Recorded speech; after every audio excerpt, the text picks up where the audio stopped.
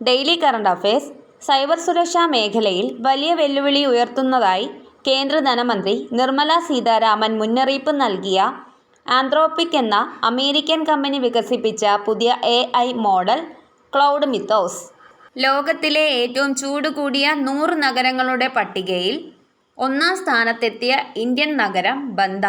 അടുത്തിടെ ഏകദേശം 12,000 വർഷം പഴക്കമുള്ള സമുദ്രജീവികളുടെ ഫോസിലുകൾ കണ്ടെത്തിയ തമിഴ്നാട്ടിലെ പ്രദേശം പനയ്യൂർ.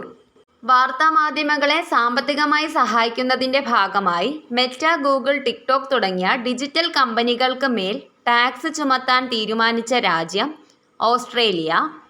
കുടുംബശ്രീ മിഷൻ പുറത്തിറക്കുന്ന കുട്ടനാടൻ താറാവ് ഇറച്ചിയുടെ പുതിയ ബ്രാൻഡ് നെയിം ചീരു. വന്യജീവികൾക്കായി കൃത്രിമ ആകാശപാലം നിർമ്മിച്ച ഇന്തോനേഷ്യയിലെ പ്രദേശം വടക്കൻ സുമാത്ര.